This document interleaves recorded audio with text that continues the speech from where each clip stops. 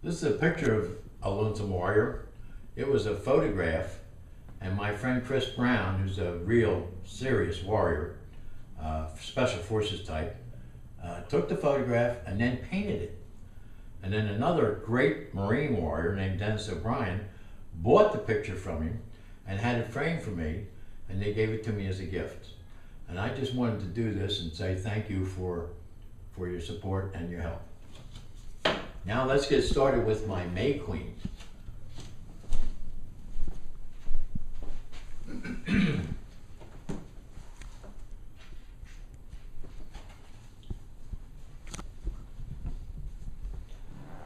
I'm starting the chapter. My May Queen was the lady I married many, many years ago. Most beautiful woman I ever knew. She used to take my breath away when I would see her. I actually mean that. I would stop breathing when I saw her.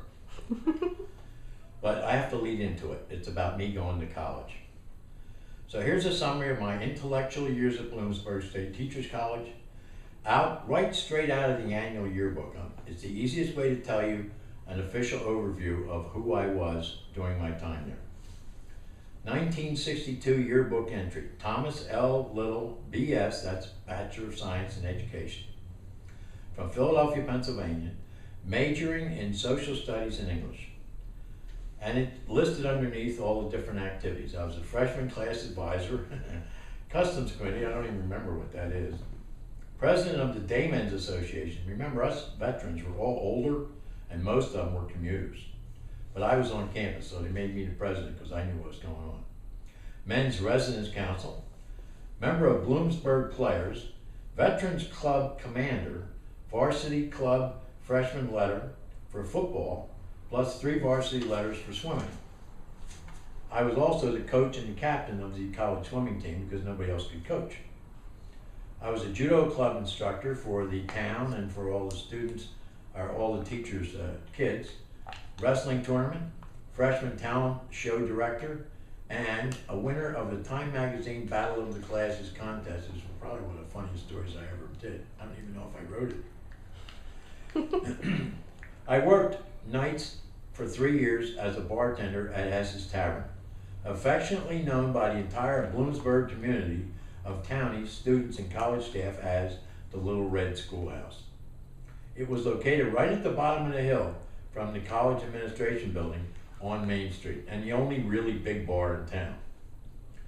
I was the informal and unelected student leader of all the student hellraisers, along the model, I would say, of Animal House, that fraternity leader. The guy that hit the horse with a golf ball.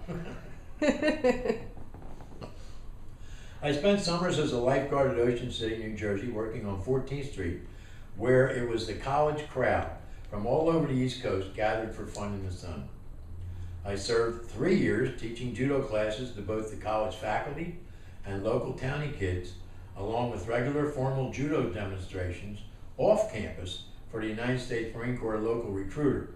He had us going to all the high schools and colleges in the area for many thousands of young men and women. But finally, we all made it. Somehow or other, the Hellraisers graduated from college, and not a soul on this earth would have predicted it or believed it. Wayne, of course, my buddy from first grade, a guy named Bill Ginty, who became a very close personal friend of my roommate, a guy named Chris Nagel, who ended up out in California, he was another Marine, and myself. And many others like us became certified high school teachers for young Americans. I gave a lot of thought lately to exactly what stories I could tell. I've narrowed it down to just a few. I had the best time of my life at Bloomsburg, but most of the fun was off the books. At the end of the first football season, the coaches and the administration asked me to help start training with the brand new college swim team. No faculty, coaches, could do it because none of them could swim or knew anything about swimming, and I had some limited swimming experience. I was a lifeguard. I jumped at the opportunity. I actually did have competitive swimming training in high school at a country club where I worked. I was a workout partner for a United States Olympic trainee. She could beat me anytime she wanted in any race, but the coach used me to push her in the last few laps of every race and training so she could feel the stress of competition. But basically that was it. So here's a few stories that were game-changing for me. One night in our freshman year, we were all out at Sneaky Pete's. That was a bar, a shit-kicking bar actually, out of town, full of townies and other redneck types and locals, which was strictly off limits to underage Bloomsburg students, and we all went there anyway. I noticed a towny redneck across the back room aggressively pushing a girl into a booth. Then he slapped her really hard. Smack! It happened in a flash. And I was done doing what I did before I actually knew I did it. I flew across the room and I cracked him right in the snot locker. Blood flew everywhere. My friends tried to stop me, and one of the Bloom wrestlers grabbed me from behind in some stupid wrestling lock, and I broke his fingers. The friends of the guy I hit attacked me. I beat the living shit out of every single one of them. The fight started in the back room and wandered into the bar and then finished outside. I eventually bounced one of them off a car hood outside in the parking lot. It was a real old-fashioned bar fight, just like the cowboy movies. It got real quiet when I went back in the bar. There were guys moaning, limping, ducking around me, blood everywhere and on everyone except on me. But my hand hurt from the first punch. It was the only injury and my own stupid fault. I learned long ago, never hit anybody with your fist. There's a lot of other things you can do first. No one looked me in the eye or engaged me in conversation. And my buddy Wayne said, "Tommy, let's get the fuck out of here before they call the cops." And we left. The story got around Bloomsburg College community like wildfire. Even teachers winked at me in passing and slyly commented on it. My buddies loved it. No one seemed to be mad at me, but things definitely changed.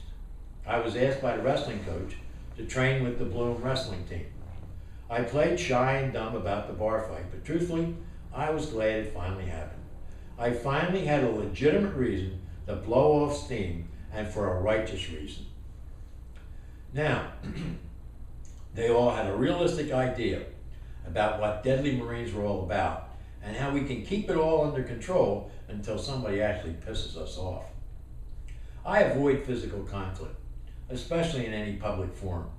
I know what I'm capable of, I've been trained, but I would never want an enemy to know. Anyway, I never heard a word of criticism about it from anyone, including Wayne. However, it became a game changer for me socially. I could tell down deep from then on no one trusted my smile again after that. And if I became in any way physically aggressive, even kidding around with the others, they backed up. Even when they knew I was only joking. It began to bother me terrifically, and I became very self-conscious about it. I did not like this thug reputation, and as a result, I started resenting the True magazine article. It was going to be very difficult to live down. Another big game changer. The day Bloomsburg beat Westchester was during our second year. Wayne and I were safely off the football team. I re-broke my wrist that I had previously broken a PI in a judo match. I had been playing second-string linebacker in spring practice and was doing some serious payback damage to my teammates. Tackling became natural to me. I loved it, but blocking actually gave me a high. I was starting at outside defensive linebacker in the maroon gold spring game. I made a great tackle and broke my wrist in the second half. I was totally relieved.